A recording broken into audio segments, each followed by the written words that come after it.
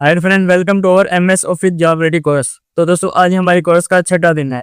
तो अगर आप न्यू है तो डिस्क्रिप्शन में प्लेलिस्ट का लिंक दिया हुआ है, वहां से आप इंट्रोडक्शन वीडियो को वॉच करें तो आपको क्लियर हो जाएगा कि हमने ये कोर्स कैसे स्टार्ट किया और आपको कैसे फ्री में सर्टिफिकेट मिलेगा। और जो हमारे साथ डे 1 से आज इनके लिए बहुत ही इंपॉर्टेंट है, क्योंकि आज हम सीखने वाले हैं कि एक प्रोफेशनल सैलरी शीट कैसे बनाई जाती है, वैसी जैसी हर कंपनी में बनती है। देखिए, हर कंपनी में मुलाजमीन की सैलरी को कैलकुलेट करना पड़ता है, उनकी net salary, basic salary, allowance वगैरह, ये सब कुछ। तो दोस्तों, ये सब कुछ एक्सेल में ही होता है। तो अगर आप ये सीख गए तो आपकी वैल्यू बढ़ जाती है। तो दोस्तों, आज हम सीखेंगे कि एक प्रोफेशनल सैलरी शीट कैसे बनाते हैं। देखिए, एक चीज आप समझ लें कि अगर आप एज अ एक्सेल कहीं वर्क करते हैं तो वहां पे आपको एम्प्लॉइज की सैलरी शीट बनाना आनी चाहिए, क्योंकि अगर आप किसी ऑर्गेनाइजेशन में वर्क करते हैं तो वहाँ पे जितने भी एम्प्लॉइज हैं उनकी सैलरी, एचआर, टीए, ये सब कुछ आप ही को मैनेज करना पड़ेगा। दोस्तों, आज हम सीखेंगे कि सैलरी शीट कैसे बनाई जाती है और साथ ही में इंटरव्यूज में कुछ क्वेश्चन भी पूछ दिए जाते हैं, जैसा कि डीए क्या होता है, एचआरए क्या होता है, पीएफ क्या होता है, टीए क्या होता है, अलाउंस क्या है, और साथ में PF, TSI, gross salary, net salary, बहुत कुछ है।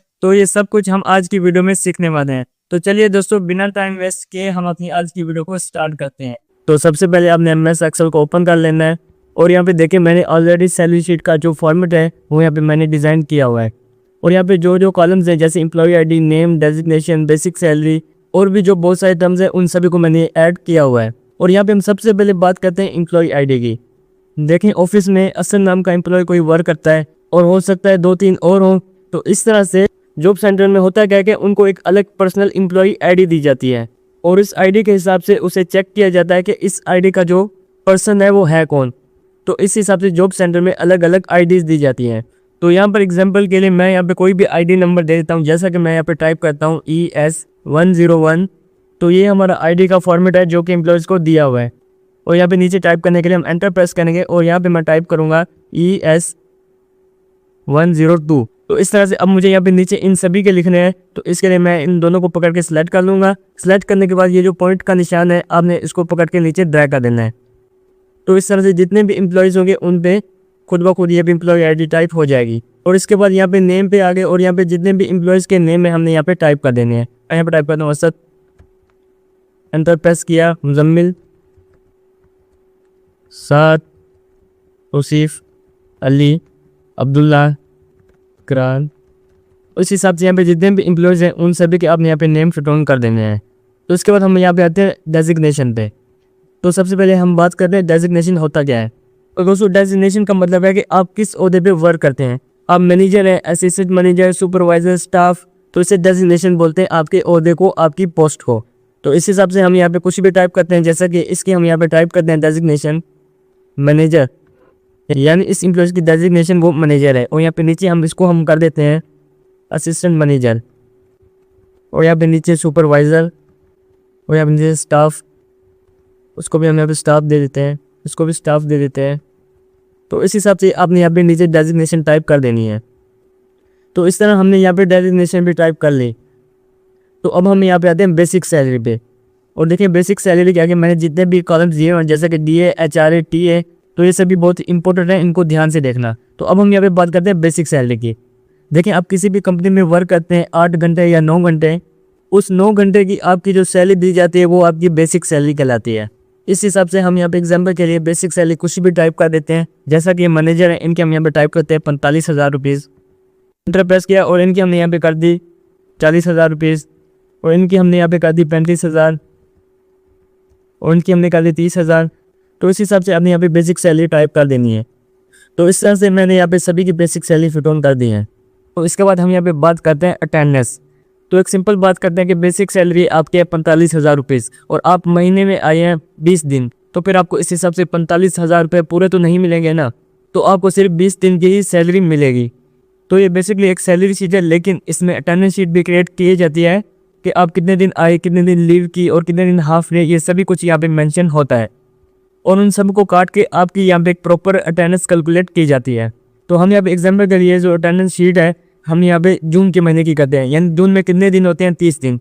तो एग्जाम्पल के लिए ये जो भाई साहब है ये महीने में 29 दिन आए, तो हम यहाँ पे 29 टाइप करेंगे। और इस तरह से इनको हम यहाँ पे ये 28 दिन आए तो हम यहाँ पे 28 दिन टाइप करेंगे। ये 25 दिन आए और इस हिसाब से हम यहाँ पे टाइप करते जाएंगे।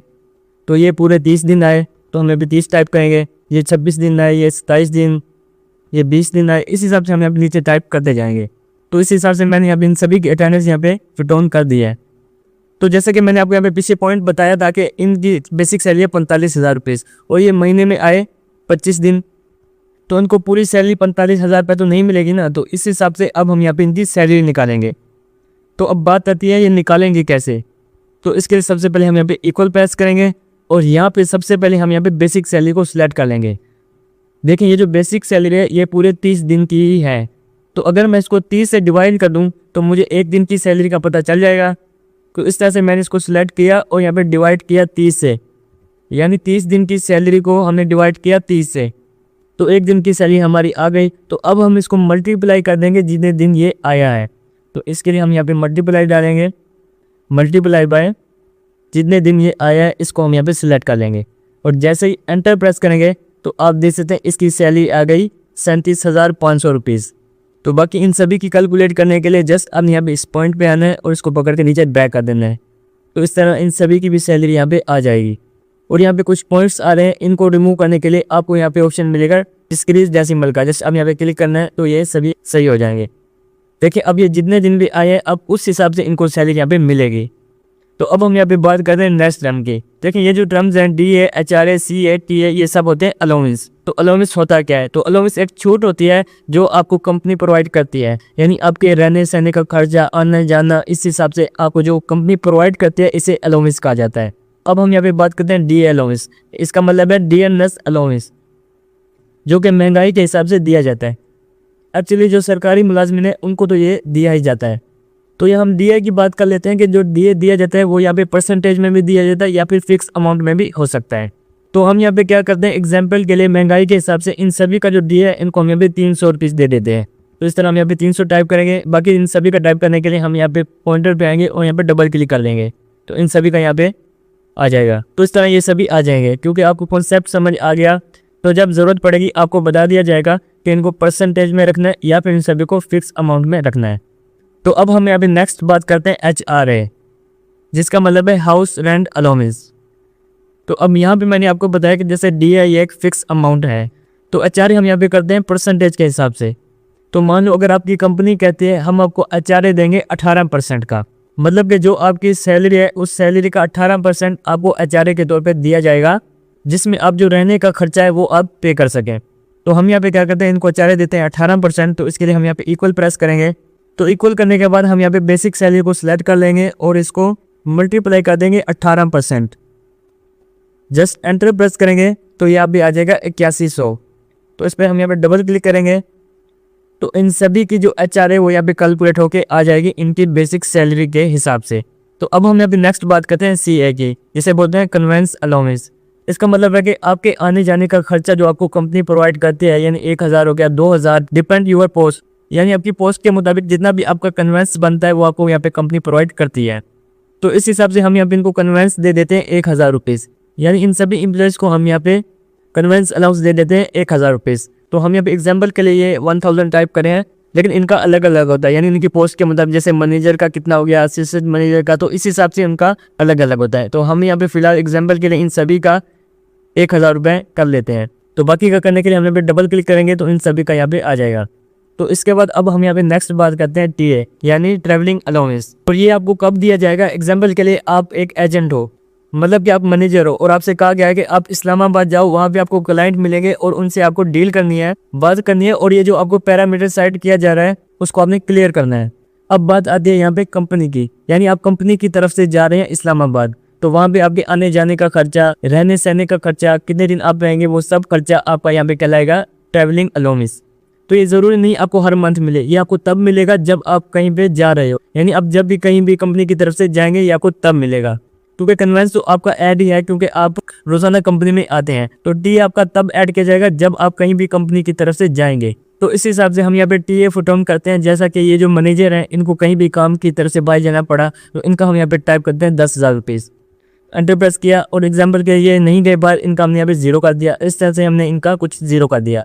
और यहाँ पे नीचे हेल्पर्स हैं, इनको कहीं भी काम की तरफ से बाहर जाना पड़ा, इनका हम यहाँ पे कर देते हैं TA 2000 रुपीज़। तो इस हिसाब से हमने यहाँ पे इनका 2000 यहाँ पे टाइप कर लिया। तो आई होप कि आपको क्लियर हो गया होगा टीए का मतलब है ट्रैवलिंग अलाउंस। तो अब हम यहाँ पे बात करते हैं ओटी। ओटी का मतलब है ओवर टाइम। देखिए जहाँ पर आप काम करते हैं कई बार ऐसा होता है कि वहाँ पे काम का इंप्रेशन बढ़ जाता है और आपसे कहा जाता है कि यहाँ पे 2 घंटे और लगा लें, यानी 2 घंटे और रुक जाएं, यानी काम का इंप्रेशन ज़्यादा है तो इस हिसाब से आपको वहाँ पे रुकना पड़ेगा, यानी वो जो 2 या 3 घंटे आपको रुकना पड़ेगा उसे बोलते हैं ओवर टाइम। तो एग्जाम्पल के लिए ये जो मैनेजर है इनका हमने यहाँ पे ओवर टाइम इस मंथ का कर दिया 50 घंटे, यानी इस पूरे मंथ में इसने 50 घंटे ओवर टाइम लगाया है। तो एंटरप्राइज क्या है तो इसका भी हम यहाँ पे 50 आवर्स कर देते हैं, यानी 50 घंटे। तो इस हिसाब से इनको हम यहाँ पे 40 घंटे दे देते हैं, यहाँ से लेकर यहाँ तक इनको हम यहाँ पे 40 घंटे दे देते हैं और यहाँ पे इनको हम यहाँ पे 60 घंटे दे देते हैं। तो इस हिसाब से जितना भी होगा आपने यहाँ पे टाइप कर लेना है, इसको हम यहाँ पे 25 घंटे दे देते हैं। तो इस हिसाब से इन सब का मैंने यहाँ पे ओवर टाइम टाइप कर लिया। तो अब सवाल यह आता है कि इन ओवर टाइम का इनको सैलरी कैसे मिलेगी, यानी इन ओवर टाइम जितने ओवर टाइम इन्होंने काम किया उनकी इनका पैसा इनको कितना मिलेगा। तो यहाँ पे हम एक और कॉलम यहाँ पे ऐड कर लेते हैं। तो हम यहाँ पे इंसर्ट पे गए और यहाँ पे इंसर्ट सेल्स पे गए और यहाँ पे शिफ्ट सेल्स राइट और ओके कर दिया। तो इस हिसाब से हमारे यहाँ पे एक और कॉलम आ जाएगा और यहाँ पे हम टाइप करते हैं ओवर टाइम सैलरी, यानी इन ओवर टाइम की इनको सैलरी हमने यहाँ पे कितनी देनी है। देखो कई जगह पे क्या होता है कि आपकी सैलरी है, यानी 8 घंटे आपको काम करते हो, 8 घंटे आपकी सैलरी है। तो आप यहाँ पे एक घंटे के हिसाब से दोगे, मतलब कि 60 घंटे इन्होंने काम किया तो 60 घंटे की पेमेंट हम इनको देंगे। लेकिन कई जगह पे क्या होता है कि ओटी का डबल पैसा मिलता है, तो वहाँ पे आपने 2 घंटे का काम किया तो पैसे आपको 4 घंटे के बराबर मिलेंगे। तो उस केस में आपको 2 से मल्टीप्लाई करना है। तो फिलहाल यहाँ पे ओटी सैलरी निकालेंगे कैसे, तो फिलहाल हम यहाँ पे 1 घंटे के हिसाब से निकालेंगे। तो फिलहाल हमने यहाँ पे क्या किया इक्वल, तो आपकी बेसिक सैलरी कितने है यहाँ पे 45,000 रुपीज़, हम इसको सिलेक्ट कर लेंगे। तो अब ये 45 दिन की सैलरी कितने दिन की है, तो ये है 30 दिन की। तो हम इसको डिवाइड करेंगे 30 से। तो एक दिन में आप कितने घंटे काम करे हो, 8 घंटे। तो एक दिन बराबर है 8 घंटे के। तो एक दिन की सैलरी को मैं डिवाइड करता हूँ 8 से, तो 1 घंटे की सैलरी आई और मल्टीप्लाई कर दिया जितने घंटे इसने काम किया। तो हम इसको ओवर टाइम को सिलेक्ट कर लेंगे और एंटर कर देंगे। तो यहाँ पे 9,375 रुपये इनकी सैलरी बन जाती है इन 50 घंटों की, यानी इसके ओवर टाइम की ये सैलरी बनेगी। तो बाकी का करने के लिए हम यहाँ पे डबल क्लिक कर देंगे तो इन सभी की यहाँ पे ओवर टाइम सैलरी आ जाएगी। तो यहाँ पे इन पॉइंट्स को रिमूव करने के लिए आप यहाँ पे डिस्क्रीज डेसिमल का यूज़ करेंगे तो यहाँ से ये रिमूव हो जाएंगी। तो इस हिसाब से इन सभी की जो ओटी है वो यहाँ पे कैलकुलेट होके आ जाएगी। तो मतलब कि अगर आपको बोला जा रहा है कि इनको यहाँ पे 2 घंटे के हिसाब से आपने यहाँ पे इनको सैलरी देनी है, यानी इनको डबल देनी है, तो इसके लिए आपको यहाँ पे करना कुछ नहीं, इस पर डबल क्लिक करना है और यहाँ पे ये जो हमने फार्मूला लगाया था इसको हम यहाँ पे ब्रैकेट में लेंगे इस पूरे को, और इसके बाद हम यहाँ पे इसको मल्टीप्लाई कर देंगे 2 से। तो हमने पे मल्टीप्लाई किया 2 से, जस्ट एंटर प्रेस करेंगे तो इनकी 2 आवर्स की सैलरी यानी इनकी डबल सैलरी यहाँ पे कैलकुलेट होके आ जाएगी। तो फिलहाल इसको मैं यहाँ पे पहले की तरह नॉर्मल कर देता हूँ। तो अब हम यहाँ पे नेक्स्ट बात करते हैं ग्रोस सैलरी की। देखें बेसिकली हमारी जो बेसिक सैलरी थी वो यहाँ पे 45,000 रुपीज़ थी, और जब उसमें कुछ अलाउंस ऐड कर दिए जाते हैं जैसे ग्रोस अलाउंस, जैसे कि डी हो गया, चार सी ए डी ए, ये सब मिला के उन सबको मिला के ओटी को भी मिला के आपकी सैलरी बहुत ज़्यादा बन जाती है। तो यहाँ पे ग्रोस सैलरी निकालने के लिए सबसे पहले हम यहाँ पे इक्वल प्रेस करेंगे और यहाँ पे सबसे पहले इनकी जो 25 दिन की सैलरी थी उसको सिलेक्ट कर लेंगे और इसमें प्लस करेंगे, डी ए प्लस करेंगे और इसके बाद यहाँ पे एच आर ए प्लस करेंगे, सी ए प्लस करेंगे और यहाँ पे इसका टी ए प्लस करेंगे और यहाँ पे लास्ट में इनकी जो ओटी यानी ओवर टाइम सैलरी को हम यहाँ पे प्लस करेंगे। ये सब करने के बाद जस्ट एंटर प्रेस करेंगे तो इनकी जो ग्रोस सैलरी होगी वो यहाँ पे कैलकुलेट होके आ जाएगी। तो आप देख सकते हैं यहाँ पे इनमें कितना डिफरेंस है। देखिए यहाँ पे इसकी जो सैलरी थी वो यहाँ पे 37,500 रुपीज़ थी, लेकिन इन सब अलाउंस को मिला के अब इसकी जो सैलरी है वो यहाँ पे 66,275 रुपीज़ बनी है। तो इस तरह हम यहाँ पे इन सभी की यहाँ पे ग्रोस सैलरी कैलकुलेट कर लेंगे। तो इसके बाद अब हम यहाँ पे आते हैं पीएफ और ईएसआई पे। तो यहाँ पे सबसे पहले बात करते हैं पीएफ की। तो उसका मतलब होता है प्रोविडेंट फंड, और ये जो आपकी सैलरी में से कुछ अमाउंट कटता रहता है। तो ये क्यों करता है, यानी अगर आप जब भी कहीं जॉब छोड़ देंगे तो आपको यहाँ पे प्रोविडेंट फंड आपको मिलेगा, यानी जो जितना भी आपका रोजाना कटता रहेगा वो आपको यहाँ पे मिलेगा। तो इसे बोलते हैं प्रोविडेंट फंड। तो इसके साथ ही इसका रूल क्या होता है, तो अगर हम यहाँ पे गवर्नमेंट सेक्टर में देखें तो ये 10% कटता रहता है और बाकी का जो अमाउंट है वो यहाँ पे गवर्नमेंट अपनी तरफ से एड ऑन करती है। और प्राइवेट सेक्टर में क्या है कि आपका जो पीएफ है वो यहाँ पे 12% कटता है, यानी आपकी जो इस महीने की सैलरी है तो उसमें से आपका यहाँ पे 12% कटता है। और प्लस में आपकी जो कंपनी है जिसे हम एम्प्लॉय बोलते हैं वो 12% अटेंड करती है। तो टोटल हर महीने जो आपकी सैलरी बनी है उसका 24% एड ऑन होता है एज अ पीएफ, 12% एम्प्लॉयज़ की तरफ से और 12% आपकी तरफ से। तो हम यहाँ पे पीएफ निकालने के लिए हम यहाँ पे करेंगे इक्वल, इक्वल करने के बाद ये जो आपकी सैलरी थी इसको हम यहाँ पे सिलेक्ट कर लेंगे। तो इसका 12% हम यहाँ पे निकालना है, तो हमने सिंपली क्या किया, यहाँ पे मल्टीप्लाई 12/100 कर दिया। तो सिंपली आप ऐसा भी कर सकते हैं, इसको रिमूव करके यहाँ पे 12% भी टाइप कर सकते हैं और जस्ट एंटर प्रेस करेंगे तो इनके जो पीएफ है वो यहाँ पे कैलकुलेट होके आ जाएगा। इन बाकी का निकालने के लिए हम यहाँ पे डबल क्लिक करेंगे तो यहाँ पे इन सभी का पीएफ कैलकुलेट होके आ जाएगा। तो अब हम यहाँ पे नेक्स्ट बात करते हैं ईएसआई की। ईएसआई का मतलब होता है एम्प्लॉय स्टेट इंश्योरेंस, और ये जो टोटल सबमिशन होता है वो यहाँ पे 3% सबमिट होता है, जिसका फायदा ये आता है कि जब भी आपको कोई बीमारी होती है या फिर कोई परेशानी होती है तो गवर्नमेंट आपको उसका बेनिफिट आपको देती है। लेकिन इसका कुछ रूल भी है। देखें, आपकी सैलरी 21,000 रुपये से ज़्यादा है तो आपको ये जो ईएसआई है तो आपको ये नहीं मिलेगा, यानी ये जो हेल्थ स्टेट इंश्योरेंस है ये आपको नहीं मिलेगा। तो यहाँ पे हमारे पास एक कंडीशन ये आ जाती है जिनकी सैलरी 21,000 रुपये से ज़्यादा है, जैसा कि यहाँ पे मैनेजर की जो सैलरी है ये ज़्यादा है और यहाँ पे इनकी भी कुछ सैलरी ज़्यादा है। तो यहाँ पे देखा जाए मैक्सिमम इन लोगों की यहाँ से लेकर इन लोगों की यहाँ पे 21,000 से सैलरी ज़्यादा है। तो यहाँ पे बाकी नीचे लोगों की इनकी सैलरी यहाँ पे 21,000 से कम है। तो इसको करेंगे कैसे? तो देखें, यहाँ पे छोटी चीज़ मैं आपको यहाँ पे समझाता हूँ। हम यहाँ पे करेंगे इक्वल और यहाँ पे जो इफ़ का फार्मूला होता है वो यहाँ पे ऐड करेंगे हम। तो यहाँ पे हमने इफ़ टाइप किया और यहाँ पे टैप किया तो यहाँ पे आ जाएगा। तो अब ये पूछ रहा है यहाँ पे लॉजिक। तो लॉजिक ये है, अगर ये सैलरी है, अगर ये लेस देन है, क्या है, लेस देन है कितने के, 21,000 के। तो यहाँ पे क्या मैं चाह रहा हूँ यहाँ पे ईएसआई कटे, तो कोमा लगाएंगे। तो मैं चाह रहा हूँ इस सैलरी का, फिर इसको सिलेक्ट कर लेंगे, ईएसआई कटे कितना, मल्टीप्लाई करेंगे 0.75%। तो यहाँ पे हम ब्रैकेट क्लोज कर देंगे। अगर ये जो क्या है ये से कम है तो इसको हम यहाँ पे ले लेंगे ब्रैकेट में, तो कोमा किया। तो अगर ये नहीं है तो हमने क्या करना है, हमने यहाँ पे सिंपल 0 को प्रिंट कराना है। तो हम यहाँ पे 0 टाइप करेंगे और सिंपली हमने कर देना है एंटर और यस करेंगे। तो आप देख सकते हैं यहाँ पे इनकी सैलरी ज़्यादा है 21,000 रुपये से, तो इनका आ रहा है यहाँ पे 0। तो इस हिसाब से हम यहाँ पे इन सभी का करेंगे। तो आप देख सकते हैं जिनकी सैलरी 21,000 रुपये से ज़्यादा है उनके आगे ऑटोमेटिक 0 आ रहा है, और जिनकी 21,000 रुपये से कम है उनके आगे यहाँ पे ईएसआई शो हो रहा है। तो इस हिसाब से यहाँ पे आप ईएसआई कैलकुलेट कर सकते हैं बड़ी आसान तरीके से। तो इसके बाद इन पॉइंट्स को रिमूव करने के लिए हम यहाँ पे आएंगे और यहाँ पे डिस्क्रीज डेसिमल पे क्लिक कर देंगे, तो यहाँ से ये पॉइंट्स रिमूव हो जाएंगे। तो अब हम यहाँ पे लास्ट में बात करते हैं नेट सैलरी की, मतलब कि कितना हमने एम्प्लॉयज़ को पैसा देना है और कितना उसमें से काटना है। तो यानी ये जो ग्रोस सैलरी ये एम्प्लॉयज़ की 1 महीने की सैलरी। तो अब हमने यहाँ पे नेट सैलरी देनी है, यानी पीएफ और ईएसआई को हमने इसमें से काटना है, यानी माइनस करना है। तो इसके लिए हम यहाँ पे इक्वल प्रेस करेंगे और यहाँ पे ग्रोस सैलरी को सिलेक्ट कर लेंगे। सिंपली इसमें माइनस कर देंगे पीएफ और माइनस कर देंगे ईएसआई, जस्ट एंटर प्रेस करेंगे और यहाँ पे इसको पकड़ के नीचे ड्रैग कर लेंगे। तो यहाँ पे ये जो नेट सैलरी है, इन हैंड सैलरी, ये एम्प्लॉयज़ की कैलकुलेट होके आ जाएगी। तो यहाँ पे सैलरी शीट का कॉन्सेप्ट आपको क्लियर हो गया, लेकिन इसके साथ ही कुछ चीज़ें हैं जो आप जान लो जो आपके लिए बहुत ही बेनिफिशियल रहेंगी। मतलब कि देखो यहाँ पे 15 लिखा हुआ आ रहा है, तो आपको यहाँ पे डिनोर करना है यहाँ पे ये 50 आवर्स हैं, डेज हैं, क्या है। तो हम यहाँ पे आवर्स रिप्रेजेंट करना है, तो इसके लिए हम यहाँ पे इनको पकड़ के सिलेक्ट कर लेंगे। सेलेक्ट करने के बाद यहाँ पे आपको ऑप्शन मिलेगा नंबर ग्रुप में नंबर फॉर्मेट का, जस्ट हम यहाँ पे क्लिक करना है और यहाँ पे कस्टम पे क्लिक करना है और यहाँ पे जनरल को आपने यहाँ पे रिमूव कर देना है। तो यहाँ पे सबसे पहले हम यहाँ पे टाइप करेंगे हैश और इसके बाद हम यहाँ पे डबल कोट में यहाँ पे टाइप करेंगे HRS यानी हॉर्स। तो ये टाइप करने के बाद हम यहाँ पे डबल कोट को क्लोज कर देंगे और अब हम यहाँ पे कर देंगे ओके। तो आप देख सकते हैं इन सभी के साथ हॉर्स लिखा हुआ आ रहा है, यानी अब ये देखने में बेटर लग रहा है, पता चल रहा है कि ये हॉर्स हैं। और इसके साथ ही हमने यहाँ पे बेसिक सैलरी को यहाँ पे सिलेक्ट किया और यहाँ पे ये जो कोमा का साइन है इसको हम यहाँ पे अप्लाई कर देंगे और यहाँ पे इसको डिस्क्रीज डेसिमल पे क्लिक कर देंगे। तो इस तरह से इन सभी के साथ कोमा ऐड होके आ जाएगा, जो कि देखने में बेटर लगेगा। तो यहाँ पे बाकी इन सभी पे अप्लाई करने के लिए हम इसको सिलेक्ट कर लेंगे और यहाँ पे फॉर्मेट प्रिंटर पे क्लिक करेंगे और यहाँ पे इन सभी पे यहाँ पे हम अप्लाई कर देंगे।